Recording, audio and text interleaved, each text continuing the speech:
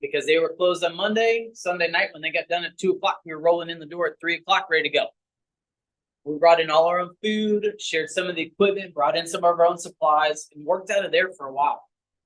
We worked out of a local church, roughly in our neighborhood, and there we did the same thing. We brought in our own supplies. We had to bring in equipment, use what we could. So it's very much the ghost kitchen concept, cloud kitchen concept, where you have to bring all those things in. We just did it privately because we saved a lot of money doing it. A lot of what you guys will find is that if you are in a ghost kitchen, I think you guys were saying you're in there as well, they get expensive. And even if you go in and do a month-long lease, it's just as if you're to own your own spot. So we'll talk a little bit more about that specifically. And then 2023, so a year ago, actually, hey, Gerald, good to see you. 2023, we took on our own space. We actually took over the former Dave & Buster's test kitchen, which is a huge blessing for us because it's exactly what we're looking for. It is a kitchen, and that's it. There is no restaurant floor plan. There is no extra space for what we do, which is a weekly meal service and our catering events. That's great. So we've been very, very blessed that this facility that we're in now has 90% of the equipment that we needed off the get-go. And so we're really just paying rent for what we have. So if you guys are considering starting up, has anybody looked at equipment prices? Some of you have, some of you haven't. It is scary what expensive or how expensive equipment is. However, there's a huge used market because there's so many restaurants that have failed right now. So I was blessed and had a couple pieces of equipment come into my possession. I can't even give it them because $500 a unit, and there's somebody that's selling a year-old unit for like $800. So if you're looking for those pieces of equipment, look at the used market. It is a gamble, but you can find some great stuff out there. 2026, I say that because we've got a 3-year lease where we're at. I don't know what that's going to bring in. So we may still be there. It's a great facility. We have great landlords. It's one of those things that's like you could not have asked for anything better. However, we'll talk a little bit more about how our business is shifting. And if that shifts even more, then where do we end up in 2026? We don't know. So my clicker's walking away that way. I'm gonna get this thing to work. Maybe. If not, it's okay.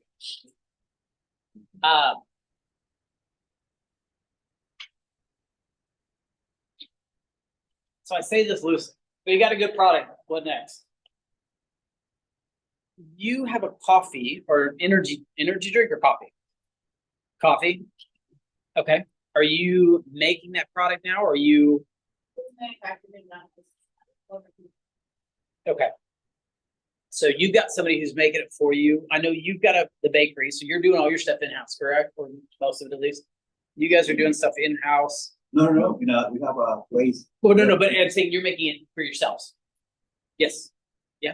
We've got 14 people online. You want to ask how they're making theirs, what they're doing? I'd be happy to. I'm actually curious who's online is to kind of give me a brief, quick thing. Hey, I'm doing catering. I'm doing my barbecue. I got a barbecue guy over here. I got a young lady who's doing temp agency work. Are you looking to open up a food shop? Okay. Sure. Maybe. So tell me, type your place of type your place of business where you work in the chat. Okay. So you got a product. Yes. When you say we are like ourselves, I mean, what do you mean? You are preparing your own food from scratch in-house, meaning you're making it in your own building. Comparison to, so some of these cookies that are on here, like the brownies, we didn't make those. I'll tell you, transparency, we didn't make those. Some of the other ones we do make. So we kind of blend. Some things are pre-made because it's more cost effective, and our labor to make like a mini beef Wellington, things like that, is very hard to do. But there's some great products out there you can use that help elevate what you're doing and save on your labor. So it's kind of a blend on what we do, but you're making most of your stuff in-house. I mean, that's most businesses are, but some caterers only use prepackaged products, only use pre-panned stuff, and that's how they operate. Alright, so So- we got, somebody's gonna start a food truck, we Okay. got cottage bakery, we got Cake Me Crazy, confectionery catering, you said that 3 times. Real fast, Miss J's Cupcakes, and then in-house from a cloud kitchen. We got a variety online. Okay. I know that there are some great resources for the food truck person out there that are through the city of Dallas. If you're in Dallas, and if nothing else, you can look at the resources that are in Dallas that can help apply for some of the other jurisdictions. And that's a whole nother conversation, but there's some great resources out there for those people who want to start a food truck. We got somebody in the room here that has a food truck / catering. So it kind of all applies to those things as well. So you guys got a product. Where are you going to make it? I bring that up talking about the ghost kitchen.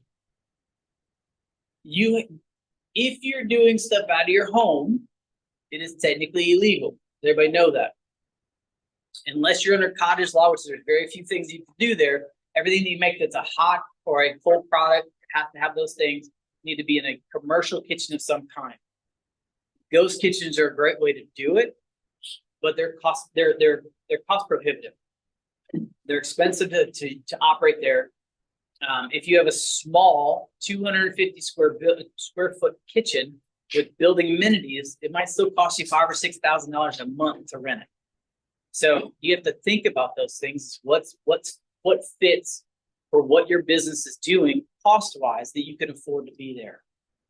We were very fortunate to work in a shared kitchen that was a private company that was not specifically ghost kitchens. So we found the landlord, we found the tenant, and worked through them. They had to deal with their landlord, and we just had to deal with the owner of the restaurant, which says that we're going to rent from you. Here's our money monthly, and here's what we expect, and here's what I get out of doing that. That's that relationship. So there's great places to do that. They are hard to find. I beat down a lot of doors, and I talked to a lot of people. And I happened to be at the right place at the right time when this business owner A was selling to business owner B. And I said, I'd love to talk to you further about it. He said, yes. So we met a week later after he closed the deal and had a conversation about it. So you know where you're going to make it. You're going to figure that part out. Now where are you going to sell it? So for us, 90% of our business is online. We have a website. It has very, very basic capabilities in the sense of we have our meal prep information on there. We're redesigning our website now to incorporate catering because our business is a lot more catering than it is meal prep. So our weekly meal service is staying consistent, but our catering is what's growing our business. So where are you going to sell it? Are you going to be doing direct to consumer referrals only? Are you going to have a website? Where are you going to have a brick and mortar? Gentleman's got the bakery. I mean, think about those things. How are you guys operating your sales portion of your business? So corporate catering. Okay. You mind if I ask you how you're coming up with your leads? Okay. So you have a third-party platform that helps you. Okay. I know you've got a bakery and you're brick and mortar, but how else do you drive business to your business? Okay. A little word of mouth. Since it's a niche market, it gets started. So very niche market gets social media posts have worked really well for you. Now, do you boost your post or do you just post? Just those. Okay. Giveaways and stuff allow sharing and stuff like that. Just get attention from others that usually might not see it. Yep. So doing giveaways, contests, those kinds of things. Awesome. Good. So we do a lot of networking. We'll talk a little bit more about that. We do a lot of online presence. We try to promote by social media presence and promoting it that way. We will also look at how else we can be a partnership with some other companies to help generate some buzz about what we're doing and generate it or get some ways to sell that way. Now, depending on what your product is, how do you guys want to package it? So you've got tea.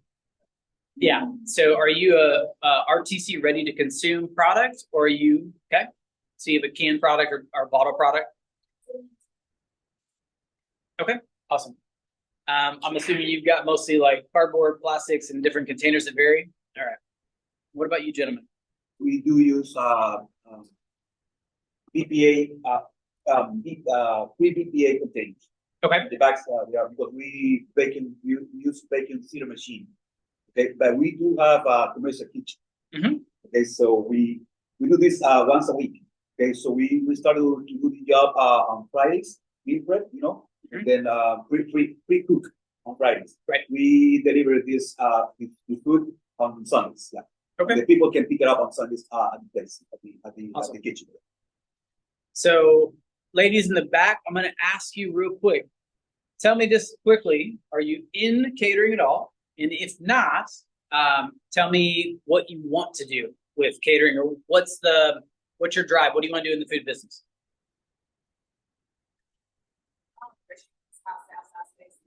Okay.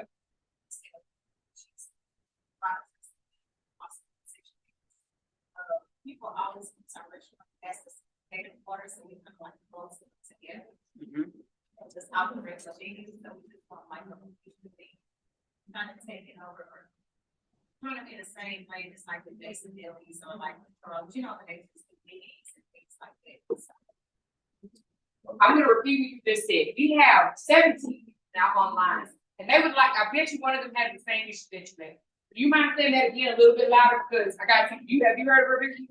I've not heard of her business, but I understand what she's doing. Oh, I got you. But I'm gonna ask you why you heard of it in just a moment. She might be being a little modest. Say your issue again a little louder, if you don't mind. my issue is that we get a lot of business requests, but we've never been like in the catering industry, so we kind of throw a package together.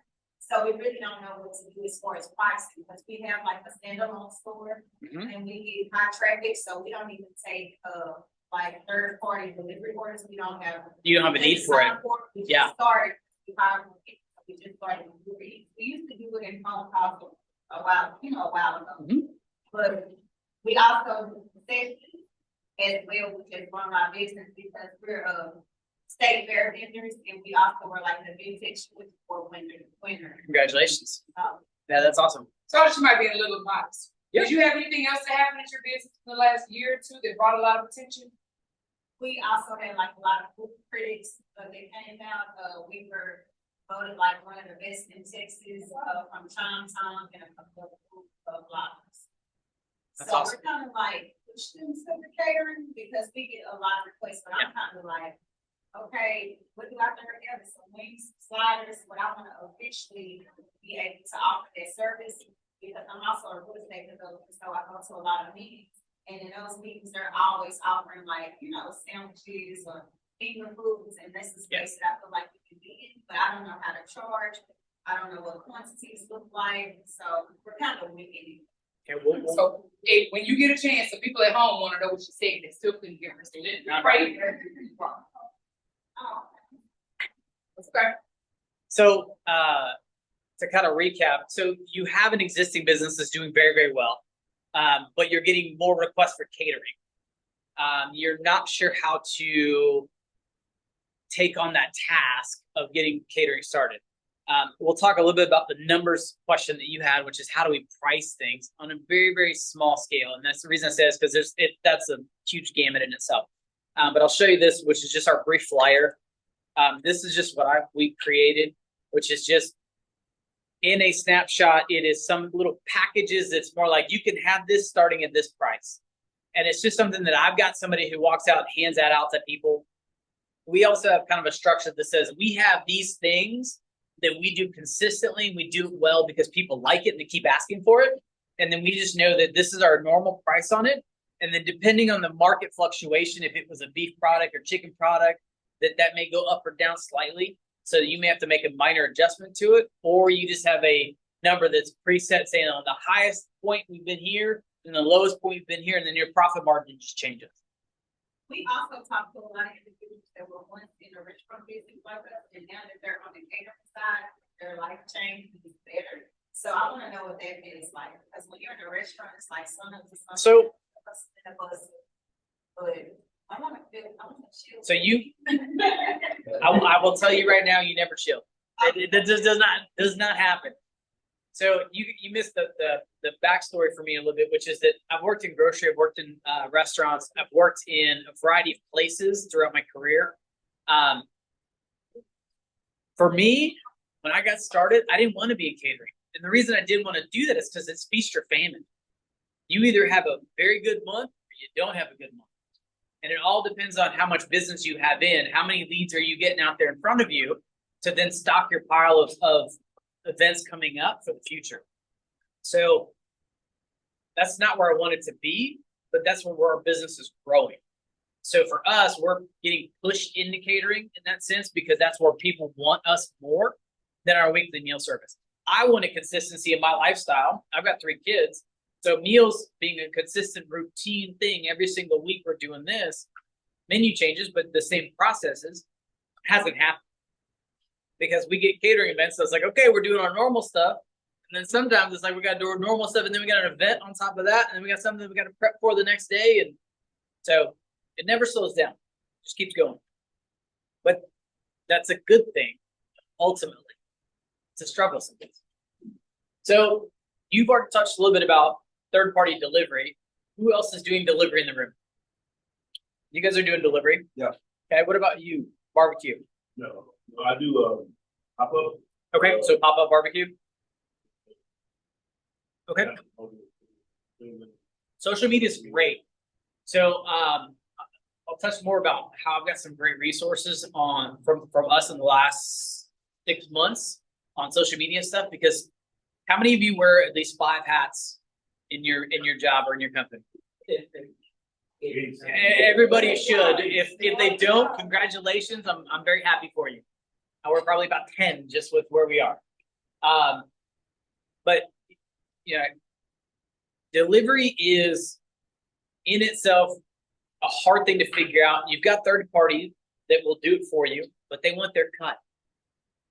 We hire our own drivers, and the reason we do that is because we just want to make sure that the quality of food from the time it leaves our kitchen stays cold and gets to our client, and it's cold when it gets there. So we help them stock it, get them out the door. They drop off the coolers when they're done, and then we do status checks periodically with our clients. Say, hey, how was everything today? Just to make sure that they're getting what they want. And if not, they're telling us, hey, we missed out on something wasn't right, and we try to make sure we fix it. Because everybody has a snafu now and again, and if we can fix it, take care of the client or the guest, then they're going to come back and know that you went above and beyond for what they're doing. What we'll do is if we make a screw up, the next order we may send them a jelly or jam as a mea culpa that's like, hey, we're sorry this happened. We appreciate your business, and here's a little something for you to say thank you. Thank you for still sticking with us, and we appreciate the business. So, delivery, third party, or doing it yourself, there's pros and cons for both. We can go to questions and any specifics y'all may have later, because that there's a lot of topics that we get into further on this. And then I put this up there, but what's it going to take to make money? And part of our struggle in what we do is that we have set business Sunday, Monday, and Tuesday. That's when we do our meal preparations. We package our food, we deliver on Tuesday, and then in between that, we have sporadic catering that comes up. So it's not as consistent. So how do we get more work done with less labor? Can that be a piece of equipment that can help you do the job faster? Can you get something as simple as a dicer that just punches down and does your vegetable prep consistently for you? And it takes somebody 5 minutes to do it, which would normally take them about 15 if they're hand chopping it. All depends on how you want the product to look. But for me, I want it to be consistent. And if it's faster for putting a little piece of machine in front of them that's $200 and it saves me in the long run on labor, it makes sense to me. Can you buy, let me ask the question. What have you guys found as a challenge in your business that slows down what you're doing in production? If you were to say, this is my pinch point, that we have a struggle making chicken breasts every single week or whatever it is, think about those things. What is your pinch point on those? Anybody online can answer that question too. I'm happy to. While they're talking online, I have something. Last night, I went to a really, really nice restaurant. Okay. And I took my friends, because I wanted to show them this really, really nice restaurant. I will not name it. I go there, and I'm talking to the manager about this really, really nice dessert that I like on the menu. And I asked him for it, he goes, oh, I just want to let you know we changed the recipe. I said, you did what? Why did you do that? And he was honest with me. He said that it was a 7-layer chocolate peanut butter bar. And after they made all the different layers, they let it sit and freeze, and then they dipped it in chocolate. So when you got it, it was a perfectly encased chocolate bar. They then spray painted it gold and put gold leaf on it. Y'all, it was good. So when he tells me that they changed it, my face goes, I go, what? That's the reason we're here. He says, I know. He said, but I guarantee you're gonna love the new one just as much. So no, I'm not. Because that other one had all the chocolate that I liked. He said, I know. But it added 2 hours to our process to have to freeze it, dip it, wait on it to dry, spray paint it gold, and put the gold leaf on it. Yeah.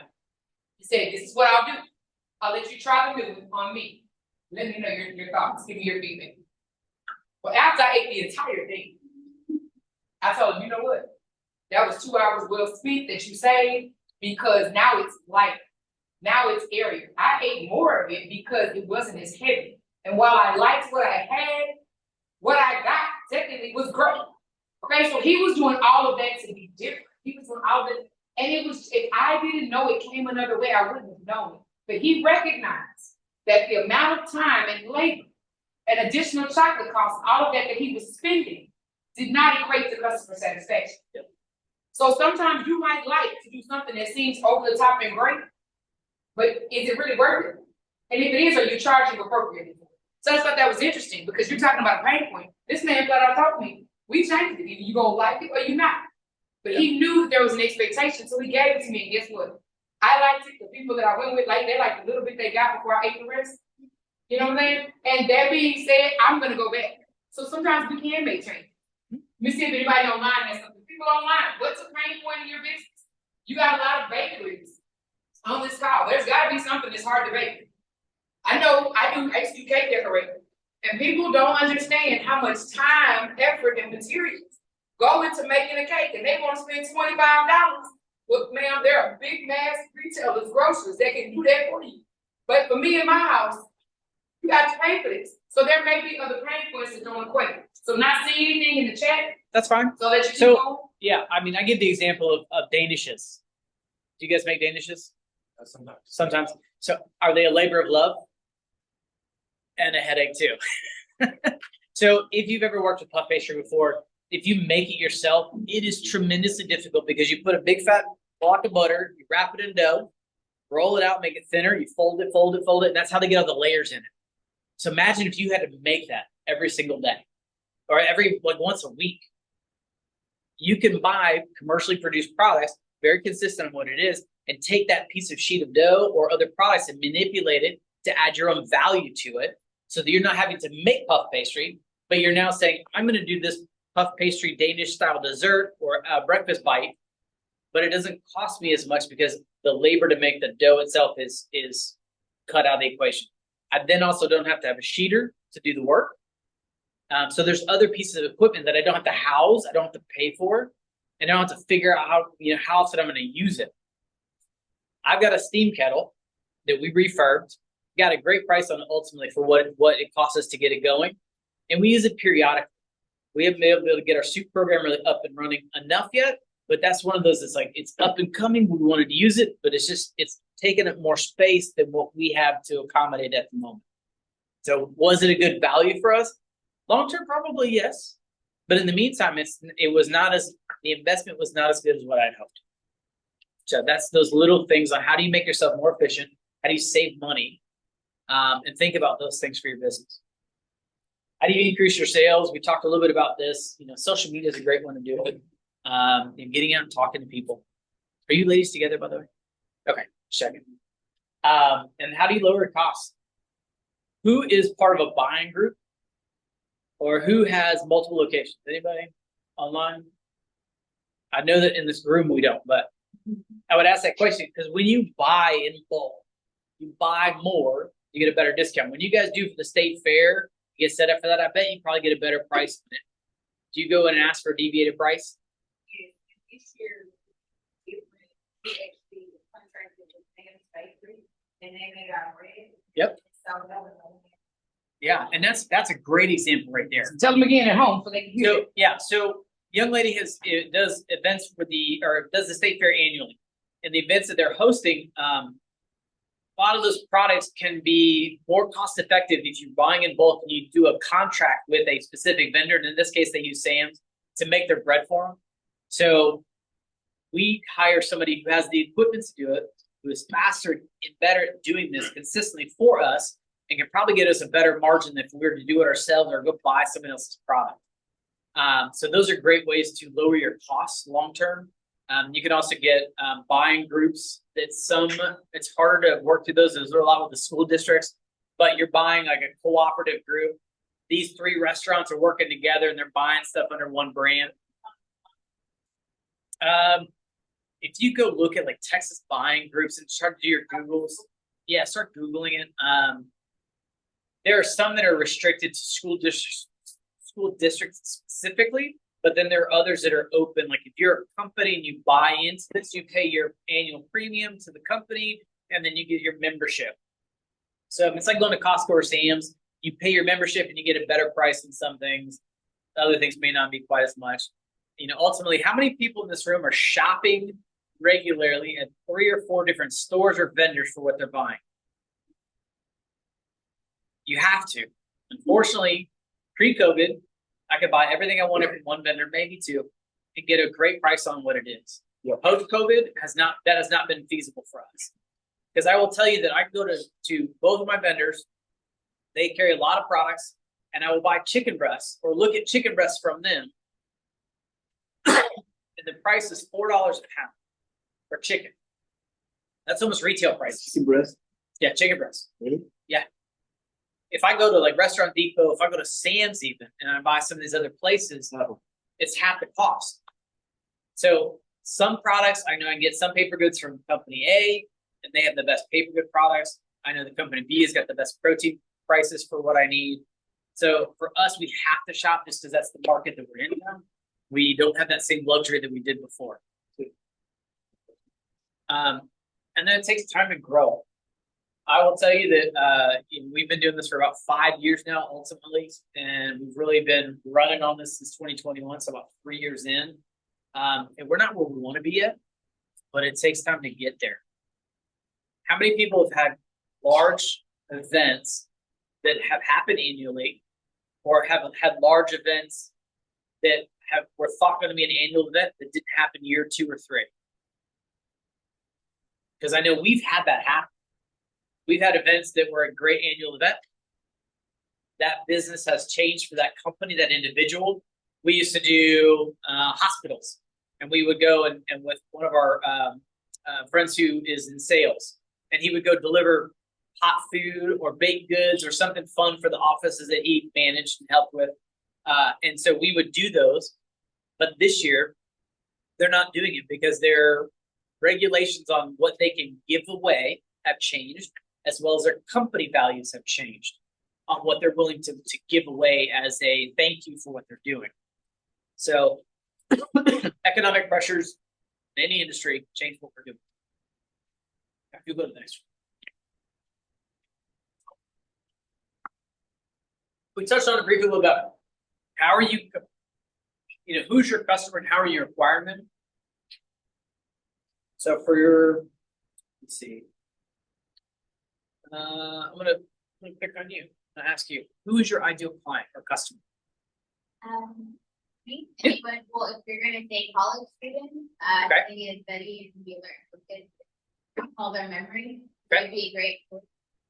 Do you have any sales trends from what you've sold demographic wise? They would say that this is our usual client. 20 to 25 or 18 to 20. I mean, any of those things so far? Well, I'm trying to actually cater more to the youth because a lot of people in our industry is 40 and above already. Okay. So, seeing that I live right next to college, and like the companies are coming up, or like in high school, we have craft fairs every on the weekend. As long as I'm there sampling the product, you know, they're gonna wanna first inhale it and then, you know, like it and try it. Right. It's like the Costco sampling inside, if they're not there, then all you're doing is educating the consumer about the product and the benefit, but you won't actually pay it. It is one of the best ways to sell your product is give it away. Hands down, Central Market, Sam's, Costco, they do it phenomenally well because they know it works. If I put this product in front of you and they're like, here, try this, here, have a sample. A lot of people aren't gonna like it, which is fine. They're not all your clients. But the people who try it are 10 times more likely to buy it because they've tried it and free. And then it's like, oh, I got to sample it. I like this, was good. And then they'll buy a case or buy a pack, whatever it is. Is there anybody online that I let them take themselves off mute if they want? You want to ask them if anybody wants to come off mute and share an example when they sample? Maybe they have a good story. Sure. If there is anybody on online that would like to share that sampling story of either, you know, product you really loved and, you know, why you bought it because of it, or what made you, you know, what was your interaction with that brand? So come on, they can take themselves off mute. You guys can take yourself off mute if you'd like to share. So I bought some dip from Sam's because I sampled it, and literally once I got home I didn't eat it. I didn't like it, but it was good in Sam's and with the chips. I bought the whole thing. I bought the dip, I bought the chips. Now my son, he ate it and loved it, so I was happy I didn't waste my money. But when I got home, I didn't like it like I did like the sample, and that does happen to me a lot. Sometimes I'll like it there, but not once I get it. Yeah, and that happens as well. I was gonna say, just to piggyback off of that, thank you for sharing. And I'm just throwing in to keep them engaged, okay? But you know, that happens all the time. You were really hungry when you went to the store. Then everything tastes good in the store because you're really hungry. That's how you buy all that extra stuff. Then when you get home, not so much. But how often do you take what you buy and throw it directly in the trash? Typically you don't. Somebody's gonna eat it. You have mama, did you know? How to try this? And you give it away, and that person's like, what are you talking about? That was good. So technically speaking, the same thing can happen with your product. Number one, you got that immediate sale. And if that person went home and wasn't favorable of it, they gave it to somebody so your brain can teach. Now, if nobody likes a different story, they weren't gonna buy it anyway. But here you at least got the opportunity to word of mouth. Does that make sense? You'd be surprised how many startup businesses, small businesses don't want to give anything away for free. There's a margin. You just need to figure out what that margin is and what that item is, because there are some things that literally cost you nothing. And you're gonna take something that would have been $10 and cut it into 10 pieces. You know what I'm saying, or more. You didn't spend that much, but when they make that purchase, you made your money back, especially if they have an opportunity for repeat business. So wholehearted. Well, and the thing you have to consider when you're doing sampling too is that it's not what it costs retail, it's what it actually costs you to make it. Right. So if you've got a product that's $10 and it really costs you like 2 or 3 to make it, you're really giving away like pennies on the dollar for the potential return in it. So keep that as a back burner of like, what does it actually cost you to make it? And that goes to your costing question as you look at those. I think somebody else wanted to say something. Ty? So yeah, so I was gonna say this. So this is what I did when you're talking about pennies on the dollar. So when I have to carve cakes and do things like that, so I just tried it with this event I was doing. I took the leftover cake, put it in like the sample cup with the lid, and put some icing on it, and I gave it away and had like little cute spoons, and they were excited. But I got clients from that, so it could be if I'm doing a German chocolate cake, a cat, whatever the cake or whatever it was. I just started making those scraps turn into samples, and I started giving them out, and it really, I really got customers from it. And they was able to taste the cake, so that was just like on a whim. I was just like, yeah, I'm wasting a lot of scraps here. Let me see. So, yeah. So if you take that same thought process and go to an event planner's meeting, there's events that people do. Event spaces will host a networking event, and if you're allowed to be a vendor at those, take your cake samples to that, because then you're potentially looking at that's what I do. That buy stuff there, the event space itself, potential clients that are looking at the event space. So that's a great way to do that. Yeah, that's what I do. I do that too. I give it to for samples for stuff like that as well. Yep, awesome. We do a pickled cauliflower. Who likes pickled cauliflower? Exactly. And the reason I say that is because it's good. It's not anything crazy, but it's like, have you tried it before? And it's like, here, try a little bit. And then that's usually when the sale happens. It's like, this is actually good. We enjoyed it. And that's when we buy them. But otherwise, if it's just like a facade on the shelf, very hesitant to do it because I'm not sure if I'm gonna like it or not. But I've been giving something away that's free. You know, I try it. If I don't like it, no big deal. It's like our kids. We tell them it's like try a little bite. If you don't like it, that's okay. At some point, you'll dig in. So, identify who your client is for our meal service. You know, it's really that empty nester for us on that side of our business. Because for us, what we find is our empty nesters are our repeat clients. We find out that they routinely buy. We know their preferences a little bit more. We try to cater more for their needs on that side. And for the catering, it's like who fits kind of our niche. We've got some kind of trendier clients that are up and coming in what they're doing. And so we've got some great referrals from that because we'll put on a nice presentation of what we do, nice spread of food, and then they give the referral to somebody else. We don't always get the win. We don't always get the business, but it's a great way to get your name out there for other stuff. We may have lost out on a bid because it was overpriced for what their budget was and may not have been quite on target. And we try to have a conversation with our clients on those so that it's like, here's what you're looking for. Here's what I'm hearing from your conversation, and then identifying those and then trying to get the win, but it doesn't always happen. Local churches, your friends, social media, events or markets, networking groups, social organizations, subscribers. Those are all great places to find your clients. I say lead generation from friends, and especially from your networking group, because everybody you meet is a potential client. Ultimately, you guys are in the same food business, but at some point, I may need this gentleman's help with bakery items. And so he may be a great reference, especially because he's plant-based. If I've got somebody that's like, hey, I need to do this. This is what I'm trying to do. And I say, great. Then go talk to Brian and say, hey, Brian, this is what our client's trying to do. We can't necessarily give them straight mark through, you know, like straight up there, but we can say, hey, we can buy this product from him. We'll get it all taken care of for you. Here's our small little commission on just doing the work for it, or at least making some revenue. So that's one way to kind of partner with people to get more diversified menu if you can't specialize in it. Networking groups. How many people go out and network?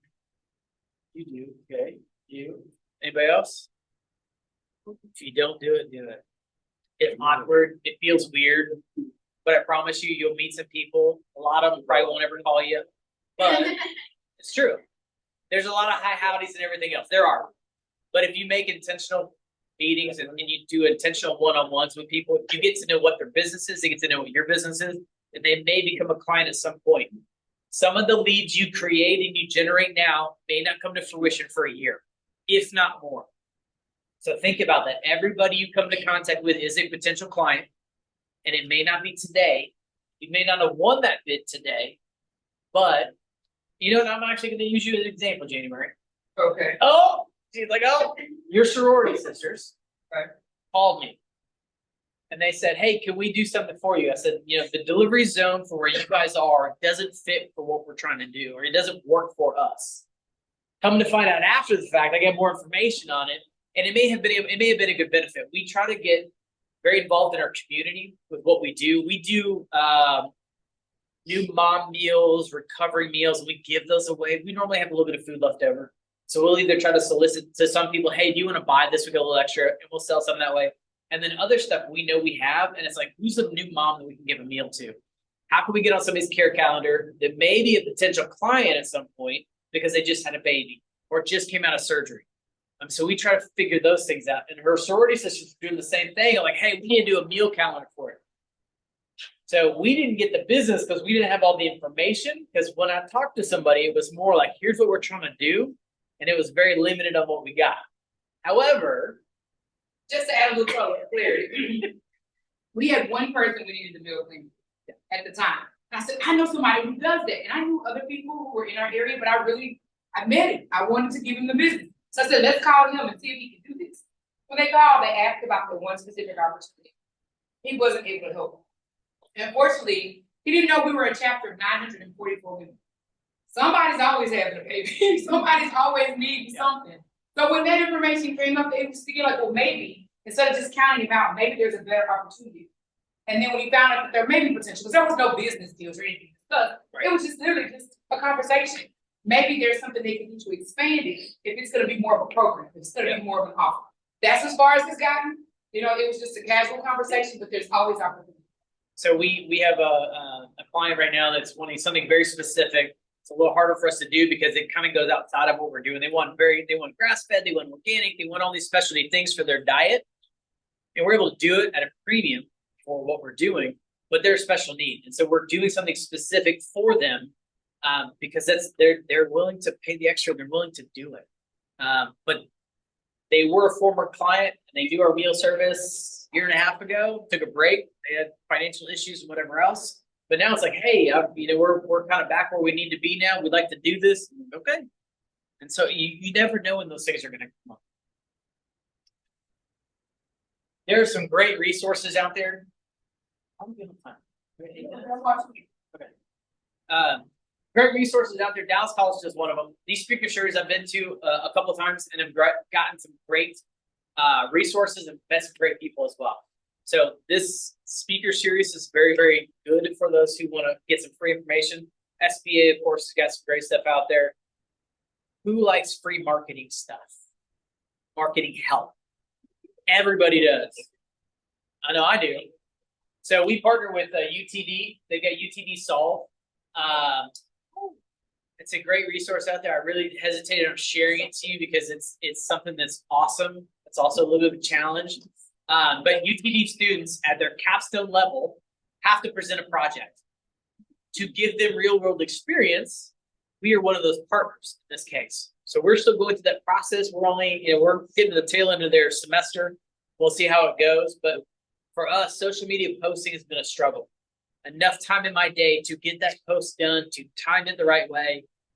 I've got 3 kids, I've got business to run, and just getting some of those things are hard to do.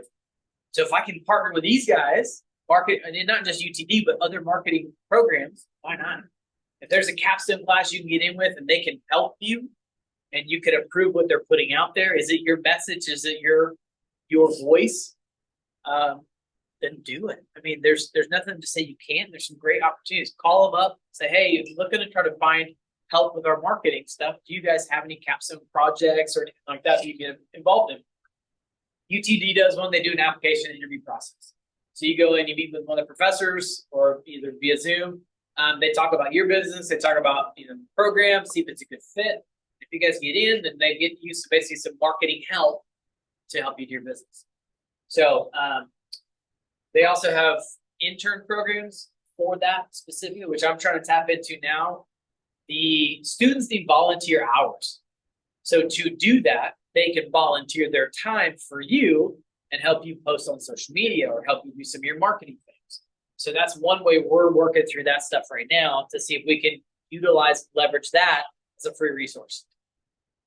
And clarify, would you say the program name again, please? So UTD Solve is the one we partnered with this year. UTD Serve is their volunteer arm, if you will. Yep. Okay. Next slide. Yes, please.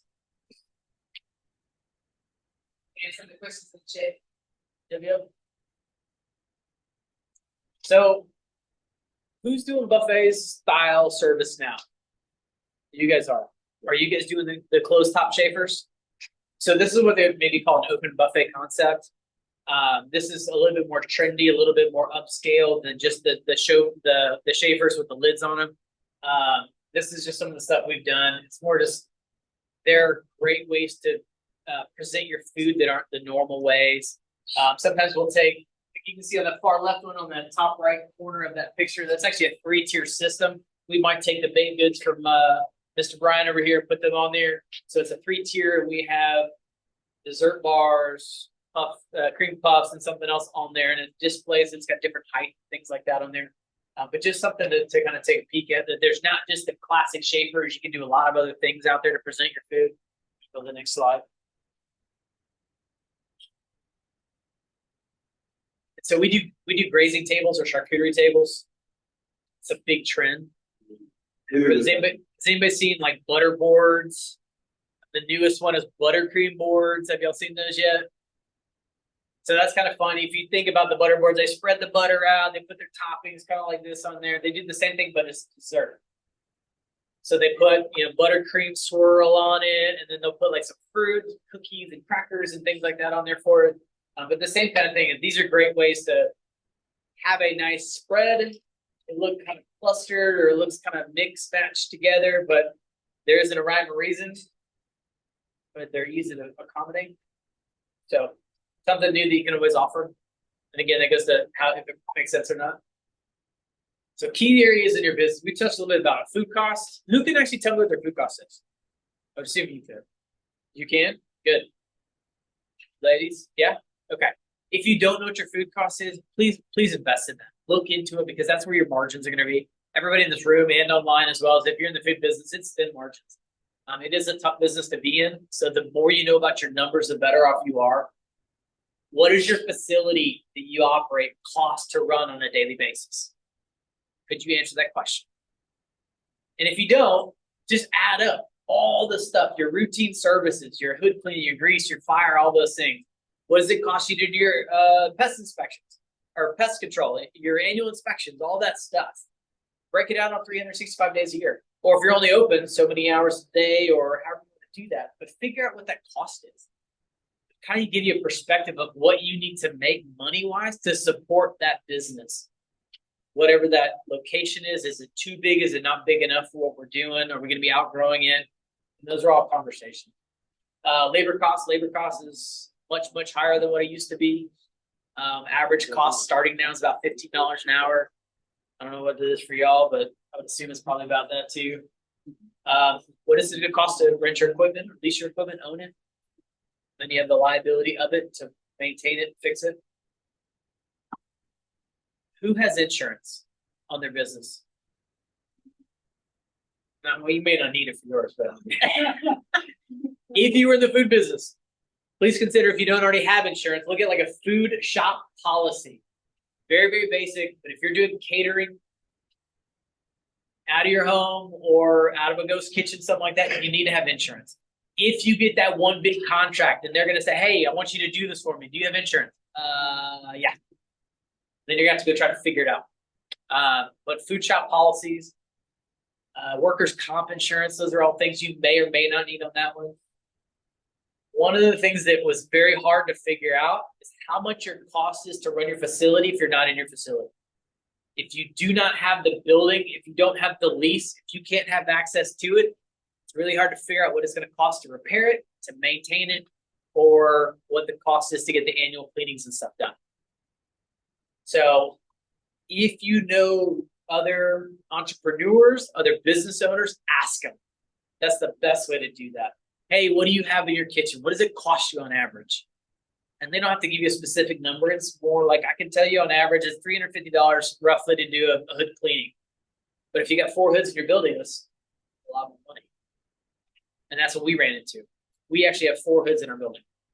Because we've got one here, this one stops, this one starts. It's got a partition that comes down. Well, that's technically 1, 2, and 3. So something to figure out. As I said, business shift for us, we started in meals. That's where we started our business. We wanted something consistent. We wanted something every single week. We want to try to grow that. Our business has shifted. We're actually more in catering, and 60% of our business is catering. And this has happened over the last 12 months. So once we took on having our own space and we could take on those bigger events, that's really kind of where the money has been for us. And what I will tell you is that where you start your business may not be where you end up in your business. Like, did y'all start at the state fair? Did the state fair kind of pop up and then it's just been a good? Okay. Yeah, but now you have that revenue, and now you got to figure out that part if you haven't already. It's the challenge of it, but your business may shift. Don't be afraid to shift with it. If you're finding more revenue in one area than another, we've got another entrepreneur couple that are doing basically what we are, same growth line of where we are in our business cycles. They started in meals and are doing more school lunches for like Montessori schools and things like that, because that's where the money is for them. They're making more money on that consistently than they were with their meal business. Yes. Sometimes you have to go to the home shoot. Yeah. people don't like wings, like, even though we were cheesesteaks and wings, we sell more wing product, and when they start advertising cheesesteaks and try to make the best cheesesteaks. So then we started ranking, best cheesesteak, this is, we're really not good at cheesesteaks, we do like a Texas style. Okay. But we forced that shift, so it costs less to make a sandwich than it does to buy party wings. Yeah. So, and we also force the shift. Like sometimes when we get slow, we go big on desserts, because desserts like fried, we do fried honey buns, Oreos, stuff like very foods. Uh-huh. That doesn't cost a lot, but you make a hot spot. Oh, yeah. So the young lady mentioned about doing add-on sales. Also, they were more wing focused and now trying to promote their sandwiches to drive that business for that side of it. And if you've already got a solid wing, they already know you for that. And now you're promoting something that they don't know. And now you've actually got better recognition because of that, right? Yeah. So desserts, add-on sales, all those things are great ways to add additional money to whatever event you're doing. When we talk about this, it's like we want to do a hot meal, we want to do a salad. Well, what about beverages? Do you need bread? Do you need this? And adding those little things. Oh, I didn't think about that. Or maybe we should do something like that. What do we think? What are our thoughts on this? So, yeah. Diversify. As I said, we do camps and classes because we've got some slow days. And so, like yesterday was election day. So we had a lot of kids in DISD that were not going to be in school. So we did a camp because I have two of my drivers that can take care of all of our deliveries for the day. I don't have to do as much with that. So we can host a camp. And then that's an extra $500 to $1,000 really quickly for a day's worth of work. And it's our food cost on that is very minimal. And our food cost is maybe like $30.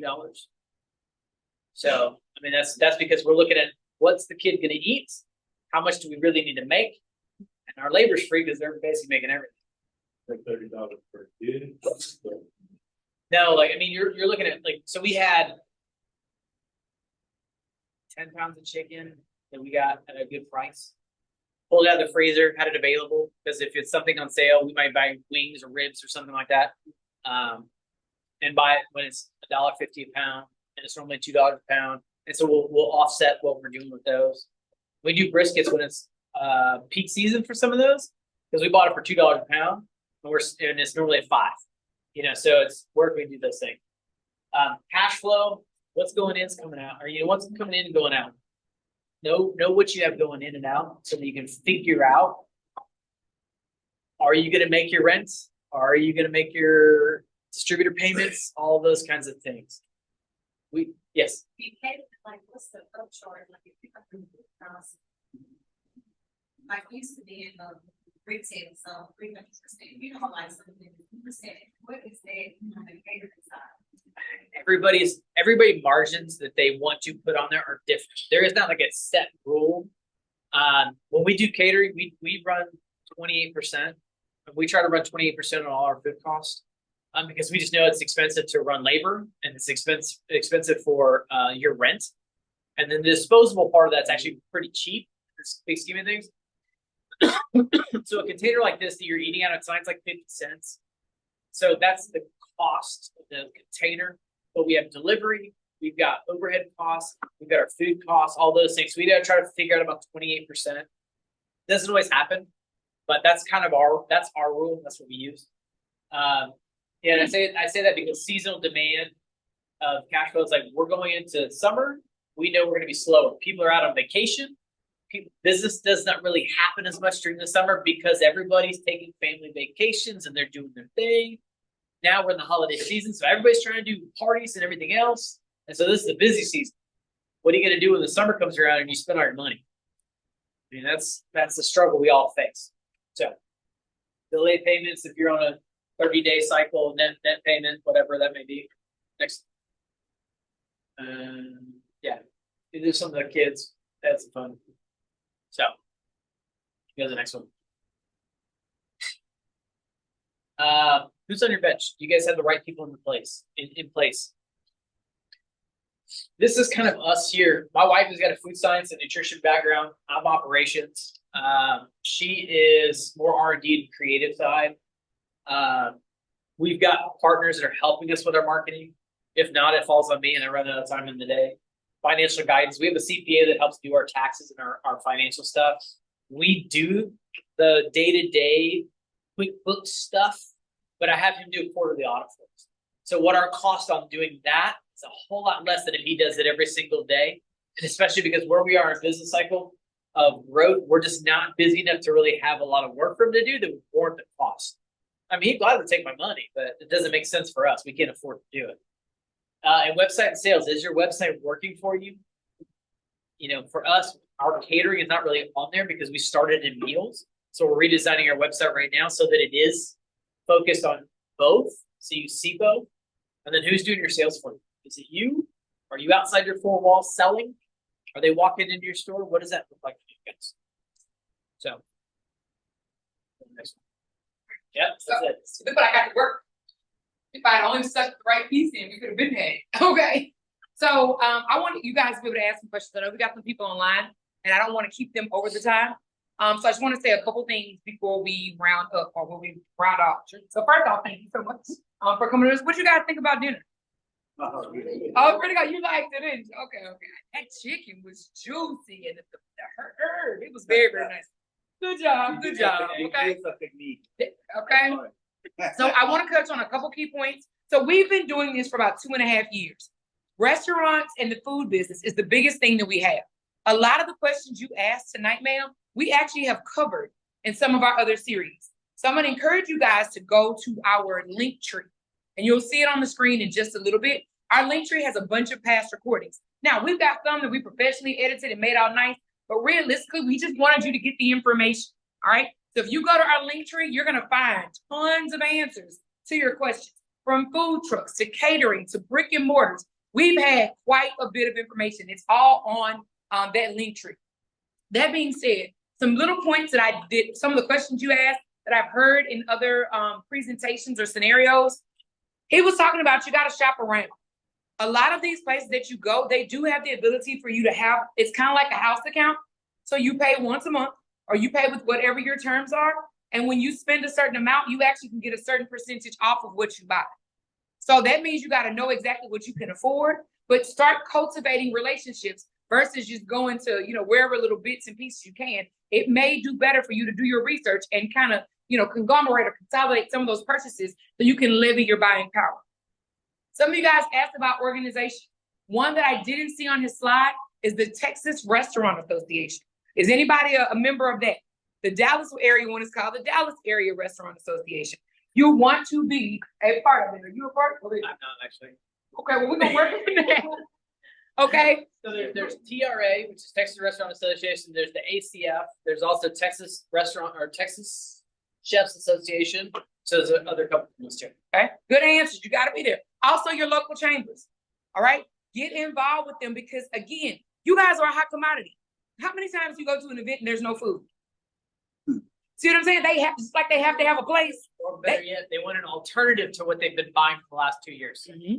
They want something different. If you can give them something fresh that's very comparable to what they're doing now, they'll definitely take you up on it. Give you at least a try. Okay.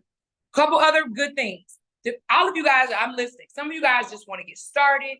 Some of you guys have been doing this. So there are different levels of help for you. And I want to talk about that, but I'm going to pause and just go over this little piece and we'll go backwards for some Q&A.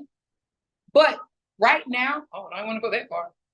Now it's got a mind of its own. Okay, here we go. So just so you know, we've got some more things coming up. Some of you may be thinking, I'm scared. I want to move. I want to get my own big brick and mortar building. I want to, expand. I want to change my menu. I don't know what to do. Am I going to fail? Am I good enough to do this?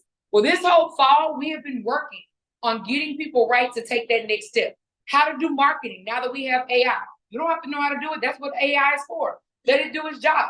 What are the 5 C's of credit? We had that a couple of weeks ago. Making sure that your credit is where you need it to be so you can get money to go buy that new equipment or something else that you really, really need.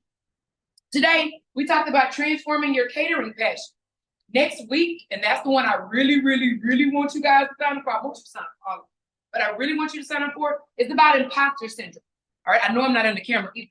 So who knows what imposter syndrome is? Anybody? All right, let's see. You don't talk too much later. What's imposter syndrome? It's when you feel as though you are not legitimate in trying to do something, feel that you're inferior because you haven't built up the confidence to be where you want to be. And people feel We've never felt like that, right? We always think we're good enough, right? No, the truth is sometimes we're like, not really sure.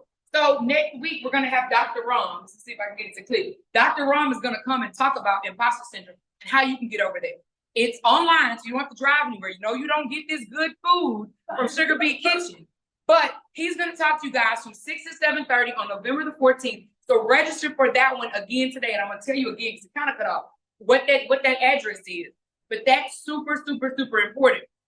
So the address, I want everybody to write it down if you don't already know it, or you can scan this QR code. But I'm gonna spell it out for you in case you can't get the QR code. It's the word link, like a link in your necklace, then the word tree. It's LINKTR.EE. Why they put a dot in the middle of the tree, I don't know.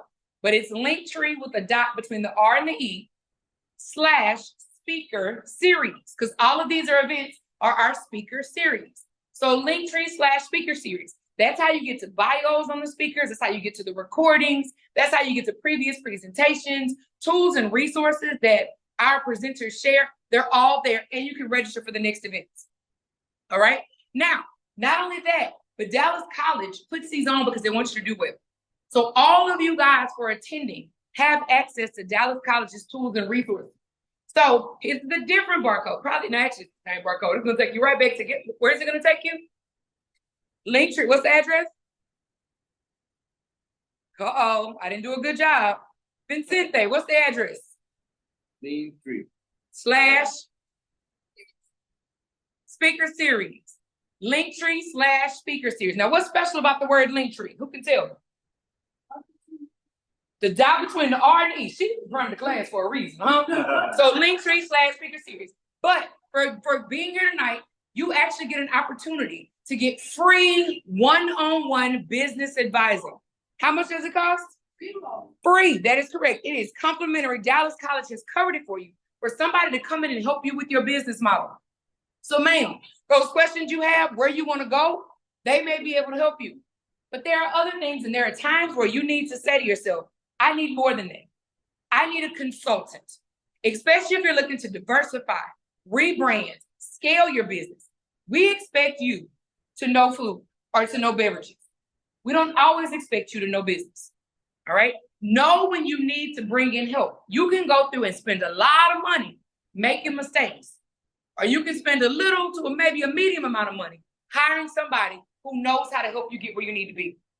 I tell my clients that all the time. I'm a consultant. My job is to figure it out.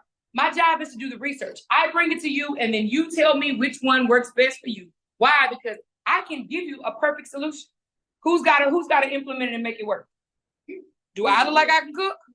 No. So when I bring it to you, you can tell me all day long, I want to shift from wings to cheesesteaks. I can't cook either one of them, but I can tell you the grease. I can tell you what the studies say. I can give you popular flavors. I can do all the research and tell you the trends and make recommendations. Who's got to be in there cooking and executing? You. So sometimes you've got to know when you, and I don't want to say stay in your lane, but what's in your span of control and what do you need to do? Sometimes you need to look for somebody else to help. Hiring. You want to scale, you need new employees. You might be sweet as pie. Some of the sweetest people make the worst managers. Do you know that? You know why? They let people get away with everything. Oh, he's only a couple hours late for work. You know, what does that do for your morale? So yes, if you're going to go from catering in your home or passing out plates, whatever, and you're going to scale your business, the key word is it is a business. So you have to be prepared for that. So all these things we gave you today will just start. But this one-on-one advice can help you get to your next level. But you still need somebody to help draw out that plan once you get there. So consider a consultant if need be. Now, I'm not going to ask your revenue, but if anyone in here is doing really, really well, and I say really, really well, and that you got, annual sales or annual revenue in the hundreds of thousands, there's a program that that I went through that I absolutely love. It's called the Goldman Sachs 10,000 Small Businesses Program. Have you guys ever heard of that? All right. You do have to have so many employees. You do have to have a certain amount of revenue. But that is what they are about, is taking your business to the next level. That is something else that Dallas College partners in. And they do cohorts multiple times a year. So if you're in that category, look up Goldman Sachs 10,000 Small Business. Because I'm telling you, it is, and again, it's no charge, but you learn from some of the industry's best and it gives you access. Couple other things, and then I'm gonna wrap up. Couple things just from a business perspective. Somebody was asking, you know, how do I do this? How do I build? How do I change my clientele? You ever gone into a restaurant and they ask you to drop your business card or a free raffle or free lunch? People do it all the time. What you're really doing is getting new clients. Anyone who has a business card, not anyone, but typically they have an office or they work with people. That means at some point in time, they may need what? Food, catering, etc. So sometimes you let the customer tell you what they want. So let me see what I can do with it. And you figure it out. You start small, you move forward. It's a great way to make a difference. In terms of your money, he was asking you about some things. And in the beginning of his presentation, you're like, yeah, social media, I got that. Then he started asking you about your labor costs and your equipment costs and your this. And y'all started going, yeah, I spend money. It's kind of like when somebody gives me $100 bill at the end of the week, I don't quite know where that $100 bill went. Y'all ever had that scenario? It happens. It happens to me all the time. Do not give me cash. It happens in your business as well. So if you do not have a profit and loss statement, if you do not have a cash flow statement, if you do not have a balance sheet, I need you to make sure you're reaching out to these people. I need you to make sure you're paying attention to Dallas College's boot camps because you got to have that. Because you got to know what's going on. And some people go, oh, I'm just going to get a bookkeeper. That's great. But how many times have you seen on the news, Sally Sue was embezzling $700,000? Absolutely. Because she knew you didn't know what you were doing. So she took your money. So at least know the basics. Know where things go. That's how you learn what your gross profit is. They can go and look up what you call NASDAQ code to see exactly, I was messing up with my clock, to go and see exactly what is the margin for people in your industry. You just need help. And the start is what you did tonight. You showed up. You came here. That's letting us know you are excited about moving to the next level. You guys are on your way. So next week, there's an opportunity to learn about what syndrome, what is it called? Imposter syndrome. And how do you register for that? Where do you go? Linktree / what? Speaker Series. You can't get any harder than that. Linktree / Speaker Series. And that way you can stay in tune with what's going on. Now, the last one we have for this year, after that one, is going to be one about franchise. I don't know that anybody else in here is ready to franchise, but does it hurt to come and learn? Because these two people at the very bottom, they own over 720 independent units, wing stops, subways, massage envies, different gyms. I don't want to say the wrong gym. Okay, as you can tell, I'm allergic to gymnasium. Okay, so, but that's what they do. And they're going to talk about which one is the right thing for you. Do you want to buy into a franchise? Do you want a franchise, or do you just want to be a one and done? So I would encourage you to, if nothing else, it's in person and in their catering. It's in person and it's online. Join us for one of them. Last but not least, he asked you guys about, because I was taking notes, I was listening. He asked you guys about insurance. Several of you did have insurance. Go back and look at your policy. I remember when I first got in my house, I couldn't believe how much insurance costs. Now that I think about it, I fuss every time it goes up. But do you know how much stuff is in my house? In the 20 years that I've been there, if something was to happen, I was to have to start over. Oh my goodness, I know my insurance policy probably wouldn't cover it. The reason I'm sharing that with you is that one of our speakers came in and talked about the fact that he was running a very successful business and they had a kitchen fire. Okay. And it burned the whole thing down.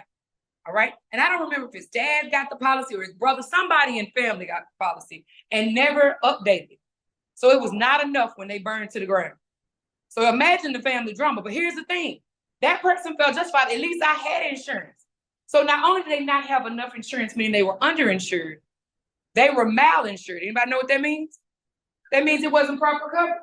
So even though, let's say their business was worth $1 million and their policy was only $800,000, they were out of $200,000. That was just for the structure and the equipment. They were down for 9 months. Do you know that there's a loss of revenue insurance you can get as well? That's like when you have a car and something happens to it, you have backup rental car insurance, correct? How does it feel to go and go, well, my car is broken, can you give me a rental car? No, it's not on your policy. That's the same thing that happened here. They were shut down for 9 months and they didn't have the type of insurance that would pay them for loss of profit. So go back and check that insurance policy. If you're gonna move forward and you wanna scale, look at what that costs, so you know what the actual costs are gonna be. Because there's nothing wrong with doing what you're doing now until you figure out and save up so that you can get into a situation comfortable. It's like buying a new house. You don't wanna get a new house and throwing house parties and everything and not realizing you can't pay the electricity, you can't pay the water, you can't cut the grass. That's not where we want you to be. A lot of things that apply in your home life apply in a business too. These are things to consider. That being said, I'm gonna go and see if the people online have anything to say, and I'm gonna turn you guys loose on Mr. Cameron to ask your individual questions. It's only one of him, it's a lot of y'all, so be nice. All of you guys do have take-home food, but there's plenty of desserts and some more drinks. So that being said, I just wanna thank you guys for coming out, and Mr. Cameron's available for a few more minutes for some questions, okay? One more thing I do want to add is that please look at credit card fraud, cybersecurity, those kinds of things for your business. And I can tell you that wholeheartedly, that please look at what you have in place. Please look at what you're there. We got hit with it last night. So we had, we just found out about it this morning. It's great when you're saying you have an issue, here's what it is. So we're dealing with that now. However, I say that more because if you didn't ever think it would happen or don't ever think it does happen, and it's becoming more prevalent every day. And the hard part is that the small business owner who they take advantage of more has less or more to lose than anybody else, and they have less resources to do it. All right, Q&A. I'm open for any questions you guys might have. And if you gotta go, you gotta go. By the way, the time over there is wrong. We finished at 7:58. I'm really big on staying on time. Am I right? Is it time? Okay, I just want to make sure everybody knew you guys are free to go. We're not trying to hold your hostage to some of these cookies. Everybody who is online, thank you. Feel free to come off mute and ask your questions. We want to make sure everybody's taken care of. Thank you guys so much. Man, that must have been good. Yes, ma'am. So, my picture you have your space. So let's say I wanted to go to the you know how it is summer. Yeah. Because I food and I want to go cool that utilize your kitchen. Yes, we are open for partnerships like that. It's, you know, for us, we've explored it with some individuals. It's really having a conversation about, is it a good fit for you with what we have? Does it fit for us? What does that look like for what you're trying to do? So yeah. Nothing something about utility solve that SOLV. Solve.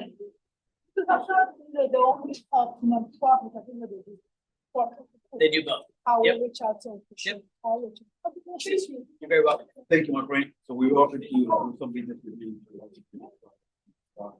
We're trying to see our place. Because we have a very rating, commercial kitchen for about 2 years. So what we want to change. Okay. Thank you. Very nice to meet you. Nice to meet you. Good night. So how do you determine if the number of people you have to cater is too large? How do you determine that?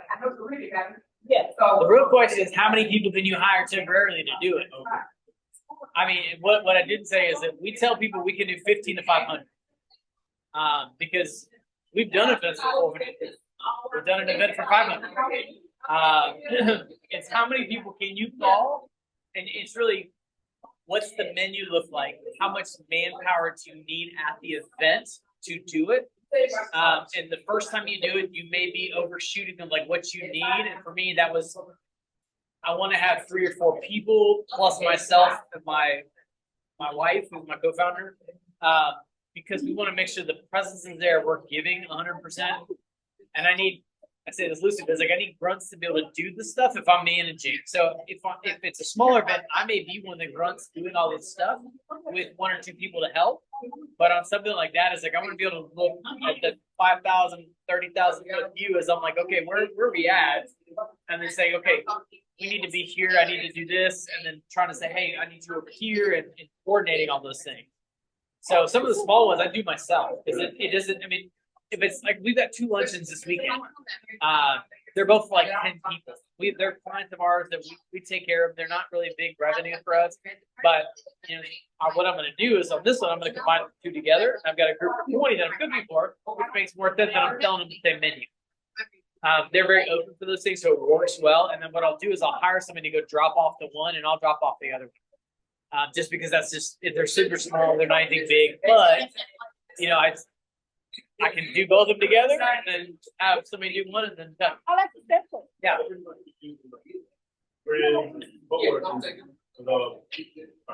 I'm gonna get you a cup. Put it on the side. 20 plus an hour. Yeah. That's what you can basically figure out. So if you look at a steward, which is like a dishwasher position, usually 17 an hour, 17 to 20. Bye guys. That's our yeah, 17 to 20 for like a steward dishwasher. And then if you're doing something that's got line cook that's got some skill, it's 20 plus. That's like general numbers. Yeah. I hope it's helpful. That's what we want. Better call. I'll be right here. I'll not water. So anyway, I did come on. I appreciate it. The question was salad. The first thing I asked you, one of our students, yeah, wanted to know what the grade for in the last class. Yes, I need to send it to you. Yeah. All your certificates, and then, specifically, I can send you, I can send you the breakout. The PDF. No, I'll send you the, it'll tell you the person name, what their score was, and Yeah, tell you yeah. the areas. Yeah. That they do that. Well, like, we have three that is one or two of the, that try to do that. So, yeah, so then they said that. He called He me was so, already. no, he didn't call me, but he was so close too. Really? Yeah, That's what he was like one, maybe two questions. Yeah. And I was like, because I know, he's struggled, but he's busy. He got something wrong. So what they call it, just connect you. Right. The next time. Y'all didn't let them meals disappear too. Anybody else with some desserts? Cause my mama will know. Yeah, that's the easiest. Yeah, no, that's you. I'm gonna tell you, cause I gotta. Anybody else cookies and dessert when they go home? That was for you specifically. Oh, it's home. It's right here. Gluten free. Oh, well, I'm there. We never go away. That ain't an option. But yeah, I'll take. Good job, Karen. Thank you so much. Appreciate you. Yeah, me too. I'm glad I came. Thank you very much, sir. Appreciate your time. Absolutely. Yeah, tell people, if I can be a resource, happy to help anyone I can. Okay, bye. All right. Get started in I August. think people online, Pop up. anybody else online has questions, I don't think in the meeting, you guys have any questions? Anybody else have a question for Mr. Cameron? Take your drugs slowly, try to figure out what anybody is. All right, anybody got a question for Mr. Cameron before we cut the feed? Come off mute if you'd like. Good night, guys.